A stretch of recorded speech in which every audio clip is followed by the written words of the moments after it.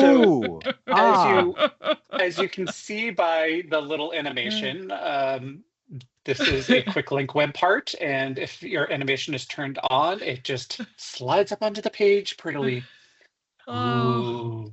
Yeah. The one thing to keep in mind, this is available in tons of web parts, your quick links, your people web part. You can see on the right there that there's a little toggle for animation. The bad thing here is that this is default on. All right, everybody, welcome. It's July 9th. We are doing a Microsoft 365 Change Highlights June 2025. And so we have most of the gang, not Todd, as we just said. Wah. I'll miss you, Todd. I know you'll watch this later. So yeah, we're doing Change Highlights June 2025. And the idea here is first half of the year, things that we've noticed that have happened in the first half of the year. We're going to sort of address all those. This is kind of the Patrick show for a change, which is interesting. So we're going to talk about some page stuff. Then we're going to talk about some web part stuff. And then we're going to talk about SharePoint alerts retirement and a dashboard page availability. And I will make another cry about the SharePoint framework field customizers being deprecated. And that will wrap us up for the day. Sort of bookmarking the beginning with a wah and the end with a wah. With a wah. Yeah, exactly. Yeah. Exactly what we're doing. All right, let's start off. Patrick.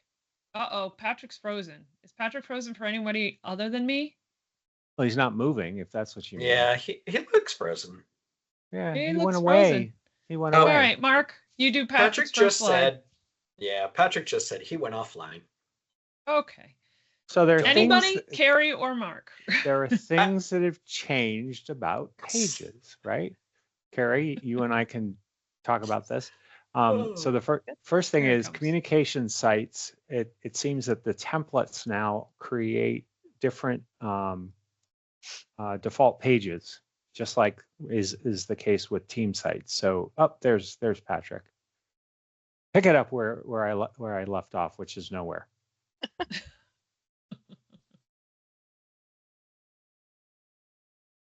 Well, you have no audio, so try to fix that. And then essentially all he was saying is that, oh, there we go. Got Patrick back. Okay, go ahead, Patrick. I am back, but this wasn't my slide. Okay. Communication defaults page was changed so that it has a new default page. So that's collab home, I think it was. Oh, that's so right. That happens. That's right. Yeah. Yeah, it's not collab home, but each template has a different named home page now, like the team sites do. So the default team site gets collabhome.aspx. I don't remember exactly what the communication site ones are, but depending on which template you pick, you get a different named homepage. Topic home or something like that. Yeah. You're right. Sorry, Jules. Right. That one was mine. The other ones were Mark. Oh, great. Mark. I didn't know that. Okay, so we were just talking about this with Carol before we started the call. There is a new template gallery for pages. So whether you're creating a news post or a regular page, you have a different UI for that. And there are a lot more out of the box page templates. Some of them might be interesting, some of them might not. If you know what you're doing, you may not use any of them, but it looks and feels quite differently. And if you're a little bit less versed in building pages, you might want to look through some of the templates that are there. That I believe is fully rolled out. I know I've seen it in every tenant that I've been working in. A couple of the I'd say like the ones that I thought were interesting were like the leadership. The messages from leadership is a good one because that seems to be one that we always use, and it's a nice quick way to be able to have like a news template that looks different than everybody else's news. It's just from leadership. And then there's like a how-to one, which I thought could be somewhat useful, where if you have a couple of steps where you want to just direct people to say a new process or something, you can use that like how-to, and it gives you like little numbered boxes of where you could sort of explain the process. So yeah, some of them are cool, I think. Nice. That's handy. And the other thing is it actually does give you some pre-made instances with the flexible layouts. Hmm. So one of the challenges that I see with flexible layouts is it's really hard for somebody that's not a designer. And these have been designed. So Yes. Yep. Okay. Page preview. Not sure what that's There's a about. slide afterwards for that. So Okay. let's do the fourth one. The estimated read time for news post is a new thing. So when you I think it's only when you go to that news post you see how long it's supposed to take you to read it. Your mileage may vary. If you're a fast reader, it may take you less time. But that is a helpful thing when people land on a page. I know I have that kind of thing on my blog, and people have said that it's helpful because it's sort of, well, what do I need to invest to consume this? And that's Yeah. available for news posts now. Nice. All right. So we have this preview feature apparently. Yes, when you are creating a page or you're on a page now, they've made it much easier to preview what things are going to look like between the desktop and the mobile device. It's just sitting up at the top. You can just click on the button and then you can see, or you can click on preview and then you can click back and forth between desktop and mobile. I think this is Nice. actually a really useful feature because as more people are looking at these pages on other devices, and particularly with the rollout of flexible layouts, I think this is really going to come in handy so you can see what it's going to look like and what that usability will be in both places. Yeah, That's totally interesting agree. because it's a pretty WYSIWYG process when you're editing pages, but you do have some widgets and toolbars and stuff depending on where your cursor is. So being able to just preview it cleanly is cool. Well, that Especially if you're- flexible layout point is big. Yeah. Go For ahead, sure. Carrie. No, I was gonna say for sure the flexible layouts, and also if you're using that 3-column across approach and you're putting some text in one and then like a button in another, you have to just understand that it's going to wrap a certain way and they might not be together in that mobile view. So it is definitely really helpful. Yeah, especially if you don't sort of pre-understand how things tend to do that responsive layout when you stack. Yeah, it's a good to Yep. understand. We used to just Cool. shrink the screen, right? Right. Yeah, because you can do that in Chrome. You can go into the dev mode, and then there's a little button up in the right-hand corner that you can click on to change the aspect ratio for all the different devices specifically, but that's being a little bit pixel perfect. But there is a responsive one where you can just sort of slide it and make it a different size, and that can be helpful. Yep. All right, web part stuff. I have Patrick on this. Now I'm verifying. Is this all Patrick? I am Okay. 100% on this. All right. Great. Take it away. So yeah, we're just going to run through these quickly. I have pictures of these, but there's been a lot of updates to web parts and such with how they interact, and some features are good, some are questionable. We're going to look at some updates to the tables. You want me to just move forward to that slide? Yeah. Okay. Yeah. So updates to tables, you can now choose from different heading layouts. So you've got plain, subtle heading, your basic header. You can do the banded rows still, as well as having a header column for both the column with your main content and your top. You can now add colors and split the columns specifically here. So you can see in this version, we've got 3 different colors. If you look down at coinsurance, the column has been split, so you can have like a differentiation and kind of divide things out by section. That's nice. The other benefit is you can actually now use the toolbar at the top of the text web part. So bold, highlight, any of those things that you would normally do, you can now use in tables, which you couldn't before. So it's actually a fantastic tool. I think this was a great update. It does take a little bit more time when you're getting in there, but particularly when you're going to update, say, a paper benefits guide, you can make it look a little bit more designed, a little bit more interesting to the eye, and make it easier for people to see what's available in the different areas.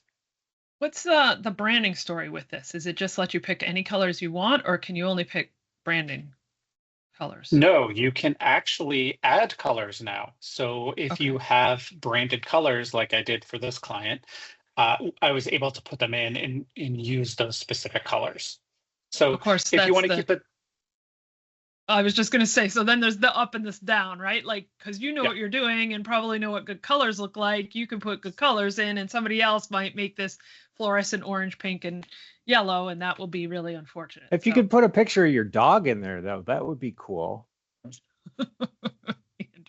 it is good in the sense that are the colors based on the palette of the theme, or are they full palette? That's what I was just going to say. So I think, to Julie's point, I think the average user will be able to go in here and it is pulling colors from the theme.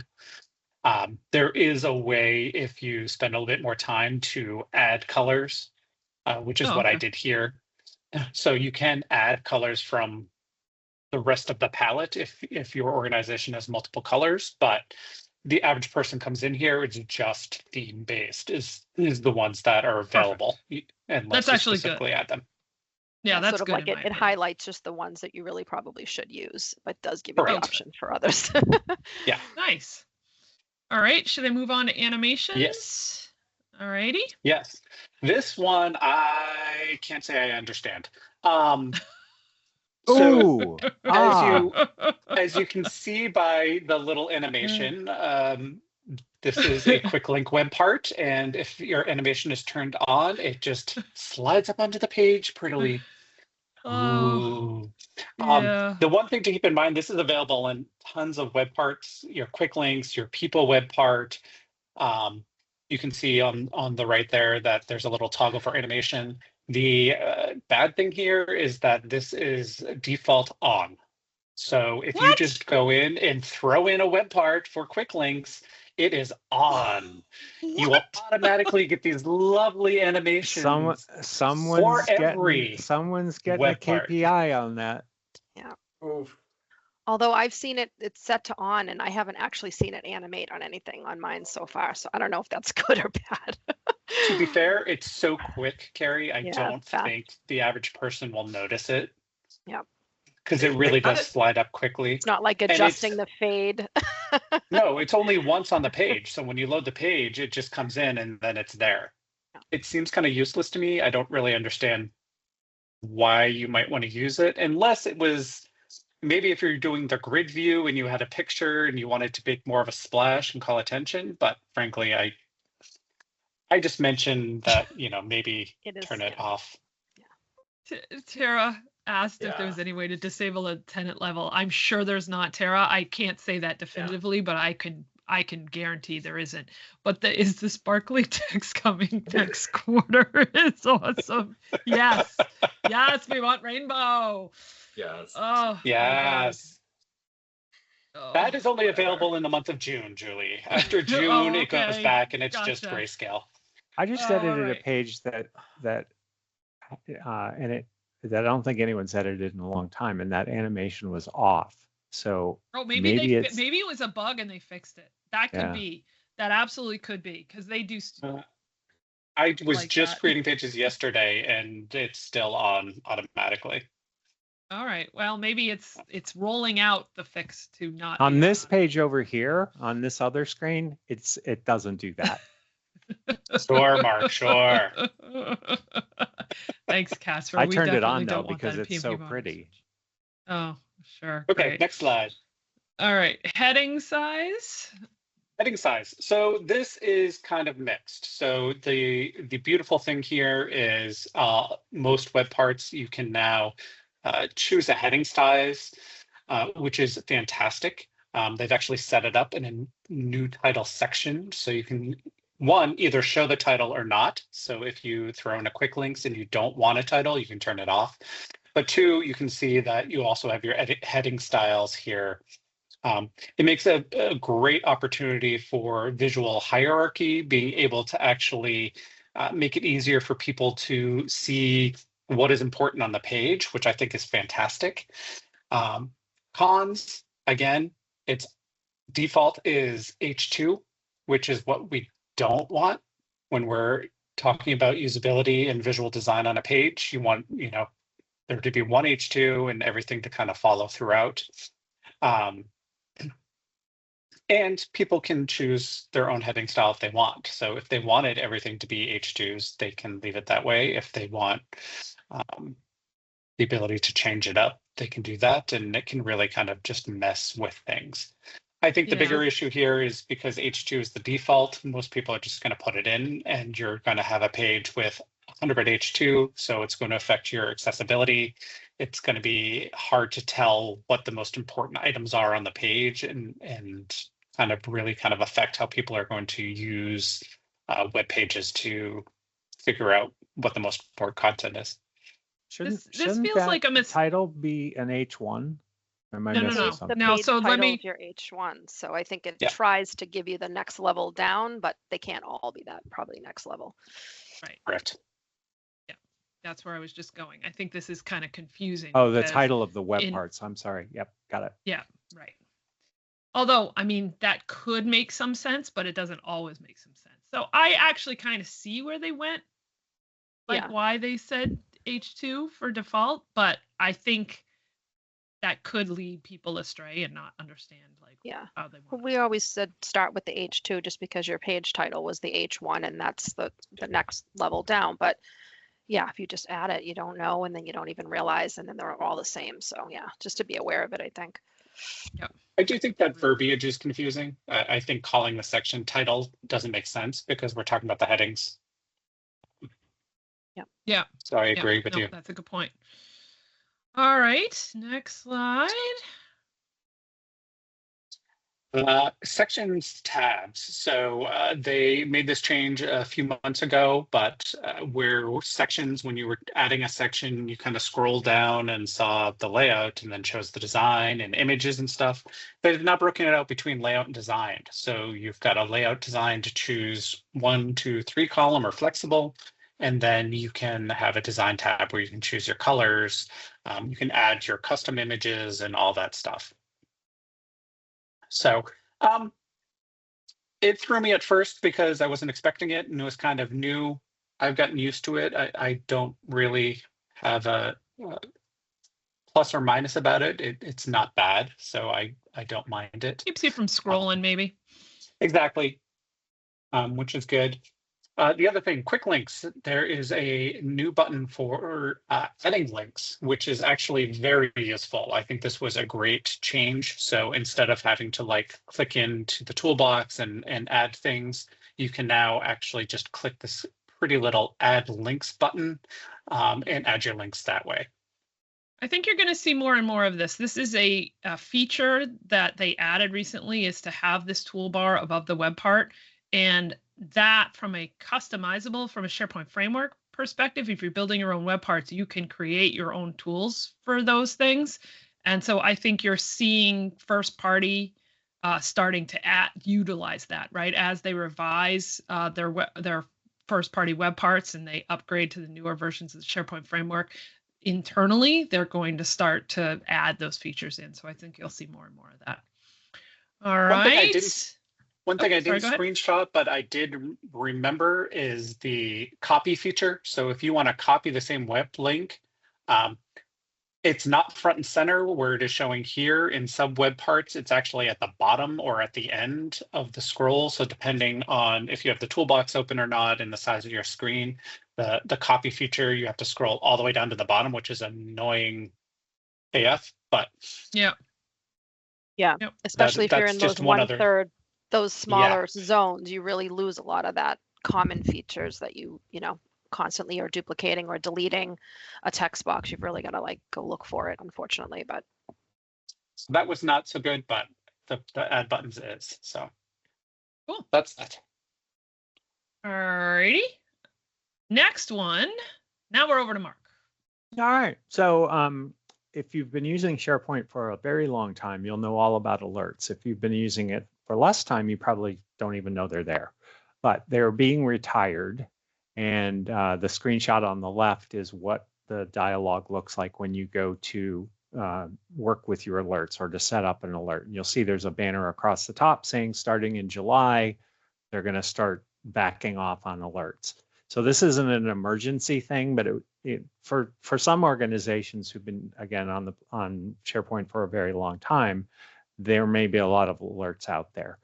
The schedule is on the right side. It's going to take about a year for them to totally go away. That I think is a pretty reasonable time frame. Sometimes they do things very fast. I think this one is just probably low usage, and it's also old tech, so they're moving away from it. What they have to replace it is there are two things really. Excuse me. You have a different set of actions you can use to create rules, and those are actually really flexible. I haven't personally used them a lot, but I think they do a lot more than alerts do. And you can actually be much more specific in most cases about what you want to be notified about, in essence, than you can with alerts. So I think there's a pretty good path there. The other path that you might take is to go to Power Automate. So if you need something more complicated than what the rules engine would do, you can move to that. The alerts and the rules are both in the same part of the toolbar with lists and libraries. I think it's actually sort of confusing that they're both there. So I'm not angry about alerts going away. Those links at the bottom help you understand what's happening. And there's also an assessment tool. There's a whole set of assessment tools that are really useful at that second link. This one goes straight to the alerts assessment, and it'll tell you everywhere in your tenant that people are using alerts, so you can actually be very proactive and help people move forward, which I think all of this is pretty good. That's pretty excellent, because they almost don't ever do that, yeah, which is really annoying. They've actually done most of this correctly, in the sense that I don't think it'll be too painful. We can diagnose it, we can educate people, we have time to do it, which is all very good. Yeah, but I think the bigger point here is we're bringing it up now because you got to start. You got to start right now, so that you have the time and the runway to do it. And I feel like I wouldn't be the developer that I am if I don't mention that if you need to make these alerts and or do something, the same one over and over again on multiple lists, you may want to consider bringing in more of a pro code solution and not necessarily going to Power Automate, so that you can centralize your alerts and attach it to multiple lists and or libraries instead of making multiple Power Automate flows. If only the Power Automate world was more enterprise ready.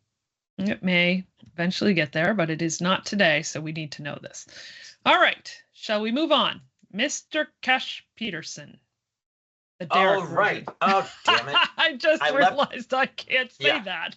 You can't say that anymore. We have both the Cash Petersons. Anyway, sorry. Yes. Go ahead, Derek. I don't know. Somehow I had a build in here, so you can just build it. So if you're one of the few people using the Viva Connections dashboards, we have a new update here. These are examples of some of the different cards that you can add. It used to be that the Viva Connections dashboard was only available on the home site, and you could only have one of them. Now you can add a Viva Connections dashboard in any site in your intranet. And that's really good because you can essentially create a custom dashboard per site, and then use the embed web part, the dashboard embed web part on any page in that site. So you can basically take these different cards, and depending on their use case, you can add them to pages in your communication site, in your intranet, depending on what the use case is there. If your cards are more productivity based, you could also put those on a page and then add that page to your team. So you can have it as a tab inside of your team solution. So, like in this instance where you can sign up a loyalty customer, or you need to check inventory, or whatever your team happens to be doing. If you have a card that's related to that, you can then start to embed that on that page. So that's a really good ad. We've been waiting for this one for quite a while. Derek, and this is one. What was that? Go ahead, Carol. Is any of that premium? No. That's the thing. It used to be that the only way to get multiple dashboards was to have multiple home sites, and that was a premium license. The only caveat there, Carol, is that what you can't do is this like if you have one on your HR site, that dashboard in the HR site will not show up in Viva Connections. So like if you're in Teams and you've got the Viva Connections home, it's only pulling the one at the home site. But quite frankly, I don't think a lot of people are using that. At least in my experience, most folks aren't using Viva Connections. They're using the intranet as the home rather than use the default. This is really a way to bring those custom adaptive cards and or simple adaptive cards that you make into the UI and reuse them in the UI. And I think that's a good thing. Yeah. And they're mobile first anyway. That's their point in life. Like building these things was around the idea of mobile. So if you're viewing that page, like in the Teams app, for instance, as Derek suggested, and then you're in the mobile app of Teams, that's going to behave a lot better than some of the other custom web parts that you might have made, because if the person who built that custom web part using the SharePoint framework didn't build it so it was responsive, it may not be as good of a user experience.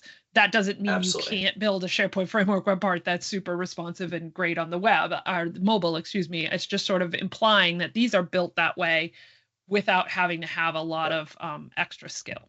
Yeah, it feels like a good middle ground for centrally, you create a central inventory of your ACEs, and then you can reuse them across different sites. Whereas before they were, they could only go one place really. So I love it when there's an actual reuse across the tenant story. And this is a low code one, right? Right. Low-ish. And I don't know if we've covered this before, but there's a newish feature for adaptive card extensions where you can actually set it up to make calls to either the SharePoint REST API or the Graph endpoint. And you can do that through the card designer. So you could get your most frequent documents, you could get your appointments or what have you through the card designer, which is, again, a more low code way to make a pro code call. And so you get a little bit more dynamic functionality rather than something that's a little static. It's kind of like Power Apps Lite in a way, because like in Power Apps, you can make connections to like the Graph, the SharePoint, endpoints, and then you can build up something in Power Apps. This is sort of the same idea. You can make one of those calls, and then you can use a adaptive card to display the data that you get back from it. Yeah. So, Yep. All right. Anyway, that's all I got on this one. SharePoint Framework Field Customizers, just so I can rant again. And by that, I mean that for those that aren't aware, I do a podcast with Andrew Connell on sort of pro code topics, and this dropped a few weeks ago, and we talked about it then. But essentially, the SharePoint framework is the pro code contract that we have with Microsoft that allows us to extend the user interface in a bunch of different ways, specifically for SharePoint, but also for Microsoft Teams. They announced and then unannounced that they are retiring the SharePoint framework field customizer feature. So the field customizers are, if you're aware of doing column formatting, list column formatting, which you can do in the UI, this was a pro code way to do that. And there was features of that were extremely useful. Like if you needed to run logic around how each one of those fields rendered, you can't really do that using column formatting, not at the level that we could do when we're writing our own code. So, and we can interact with things like this screenshot shows a field customizer I wrote where that tool favorite count is dependent on the user looking at the screen.